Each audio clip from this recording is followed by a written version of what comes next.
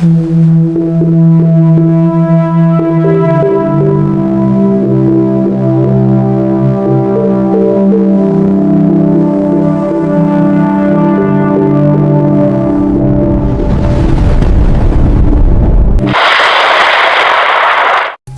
araw po sa inyong lahat. Narito na po ang pinakalitis nating update sa araw ng Sabado, ika-6 ng Hunyo taong 2026. Base nga po sa ating pinaka-satellite image, ang bagyong Esther nating minomonitor sa loob ng ating Philippine Area of Responsibility ay huling namataan sa layong 280 km north of Bayat, Batanes. Na kung saan taglay pa rin po nito ang lakas na hangin na umabot sa 45 km per hour, samantalang may pagbugso naman ito na umabot sa 55 km per hour. Na kung saan nga po kumigilos pa nga rin po ito pahilagang silangan sa bilis na 15 km per hour. Na kung saan nga po inaasahan po natin pagsapit ngayong umaga sa oras na 8 AM, inaasahan po natin na posible na nga po itong nasa labas ng ating Philippine Area of Responsibility. Na kung saan posible nga itong mamataan sa layong 550 km northeast of Bayat, Batanes, na kung saan nasa labas na ito ng Philippine Area of Responsibility. At habang palabas nga po ito ng ating Philippine Area of Responsibility na kung saan kumikilos pahilagang silangan, mas pinapaibayo pa nga po nito ang lakas na hanging habagat. Na kung saan nga po pinapalakas nga po nito ang hanging habagat habang papalabas ito ng ating Philippine Area of Responsibility. Na kung saan magdudulot nga rin po ito ng maulap na paporin at mga kalat-kalat pa rin ng mga pag-ulan, lalong-lalo na dito sa may kanlurang bahagi ng ating bansa. Nadulot nga po yan itong bagyong ating minomonitor at ng hanging habagat. At dahil sa mga pag-ulan na ating inaasang ngayong araw, meron po tayong nakataas na weather advisory or babala sa mga malakas na mga pag-ulan na maaari po nating maranasan ngayong araw. Meron po tayong nakataas na weather advisory na may yellow rainfall warning sa lugar po yan ng Batanes, Babuyan Group of Islands, Ilocos Norte, Abra, Ilocos Sur, Benguet at Bataan. Samantalang orange rainfall warning naman dito sa lugar ng La Union, Pangasinan, Zambales, na kung saan inaasahan po natin na makakaranas ang mga nabanggit na lugar na posibleng katamtaman hanggang sa mga malakas na mga paulan na maaaring magdulot ng mga pagbaha at pagguho ng lupa naman sa mga bundok na lugar. Kaya naman lubos pa rin po natin pinag-iingat at pinaghanda ang ating mga kababayan sa mga banta pa rin ng mga pagbaha. Dulot nga po rin yan ng hanging habagat at ng hinihila nga po nitong bagyo Esther. Na kung saan meron pa rin po tayong inaasahan ng mga bugso-bugsong hangin dito sa area ng Bicol Region, Cordillera Administrative Region, and Cagayan Valley Region. Na kung saan dulot nga po yan itong hanging habagat na hinihila nitong bagyong Esther na ating minomonitor sa loob ng ating Philippine Area of Responsibility, at posible na nga po itong lumabas pagsapit ngayong umaga at 8 AM. At dahil sa nasa loob pa rin po ito ng ating Philippine Area of Responsibility, ang bagyong Esther nating minomonitor, meron pa rin po tayo nakataas na wind signal number 1 dito sa area ng Batanes. Na kung saan habang papalabas ito ng ating Philippine Area of Responsibility ay posible na nga po natin alisin ang wind signal number 1 dito sa area ng Batanes. Samantala, bukod nga po ditong sa bagyong ating minomonitor sa loob ng ating Philippine Area of Responsibility na bagyong Esther, meron po tayong namamataan na panibagong bagyo sa labas ng ating Philippine Area of Responsibility at huling namamataan po yan sa layong 3,000 km east of Mindanao, na kung saan nagdudulot nga rin po ito ng maulap na paporin at sirkulasyon na ating makikita sa pinaka-satellite image.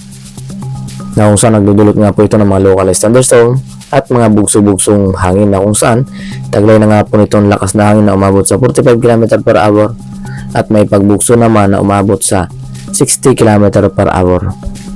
Na kung saan nga po kumikilos nga po ito pahilagang kanluran sa bilis na 5 km per hour, na kung saan mabagal nga po ang pagkilos nito, kaya naman inaasahan po natin na medyo tatagal nga po ito sa labas ng ating Philippine Area of Responsibility. At hindi po natin inaalis na posibleng pumasok ito ng ating Philippine Area of Responsibility sa mga susunod na mga araw.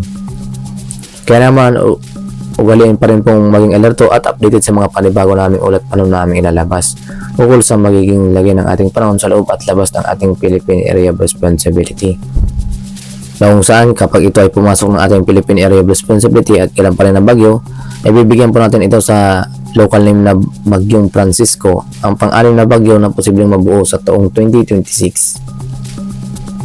Nausan nga po, base sa ating pinaka-climatological track sa buwan ng Hunyo, meron po tayong inaasahan 1 hanggang 2 bagyo na posibleng mabuo at posible pa nga itong pumasok ng ating Philippine Area of Responsibility dito sa may silangang bahagi ng ating bansa. Nausan, meron po tayong senaryo na posibleng papasok lamang ng ating Philippine Area of Responsibility at pahilagang silangan ang kanyang pagkilos or magkukurb lamang. Ngunit may pangalawa tayong senaryo na posible nga pong maglandfall ang bagyo or tumawid sa ating bansa. Nausan, posible nga itong maglandfall sa Bicol region, patungo dito sa may Metro Manila at palabas naman dito sa may kanlurang bahagi ng ating bansa. Nausan, yan po yung pinakasenaryo natin. At meron din tayong senaryo na posibleng dito sa may Visayas unang maglalandfall, patungo naman dito sa may area ng may Maropa at palabas ng ating Philippine Area of Responsibility. Pakanluran ang kanyang pagkilos. Yan po yung pinaka-tropical cyclone threat potential natin na posibleng dumaan dito sa ating bansa. Base po yan sa ating pinaka-climatological track sa buwan ng June, na kung saan ang bagyong nabubuo ay po dyan po dumadaan sa mga nasabing area. Para naman sa maging lagi ng panahon dito sa Luzon, yung araw, inasahan pa rin po natin makakaranas pa rin ng maulang panahon, lalong-lalo na dito sa may kanlurang bahagi ng ating bansa. Na kung saan meron din po tayo nakataas na weather advisory. Especially na nga po dito sa may Batanes, Babuyang Group of Islands, Ilocos Region, Abra, La Union, Benguet, Pangasinan, Zambales at Bataan. Na kung saan inasahan po natin ng mga pag-ulan, lalong-lalo na dahil po yan sa epekto ng hanging habagat na hinihila pa rin ng bagyong ating monitor sa loob ng ating Philippine Area of Responsibility. Ngunit inasahan po natin na hihina nga rin po ito dahil sa paglabas na nga rin po ng bagyong Esther, na inaasahan po natin na hihina na ang epekto nitong hanging habagat. At sa mga hindi nabanggit na lugar, hindi po ibig sabihin ay hindi na po kayo makakaranas ng mga biglaang buhos ng mga pag-ulan. Maging alerto pa rin po tayo sa mga biglaang buhos ng mga pag-ulan, lalong-lalo na po yung pagsapit ng hapon at gabi dahil sa mga localized thunderstorm na magdudulot nga po yan ng mga pag-ulan. Na kung saan sa ngayong umaga hanggang tanghali, inasahan po natin makakaranas ng improving weather. Ang area ng Palawan, Oriental Mindoro, Occidental Mindoro, Marinduque, Romblon, Camarines Norte, Camarines Sur, Catanduanes, Albay, Sorsogon, inasahan po natin makakaranas ng bagyang aliwalas na panahon na sinasamahan ng maulap na papurin. Kung saan mas tumataas ang posibilidad ng mga localized thunderstorm pagsapit ng hapon at gabi. Nadulot nga po yan ang mga localized thunderstorm. Kaya naman ugaliin pa rin pong maging alerto at updated sa mga bago naming ulot panahon naming ilalabas. At kung sakaling kayo ay lalabas ng inyong tanan, ugaliin pa rin magdala ng payong kaya naman kapote.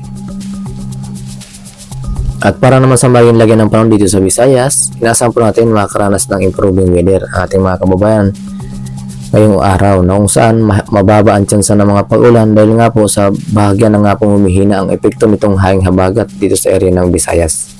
Ngunit maging alerto pa rin po tayo sa mga biglaang buhos ng mga pag-ulan dahil po yan sa mga localized thunderstorm.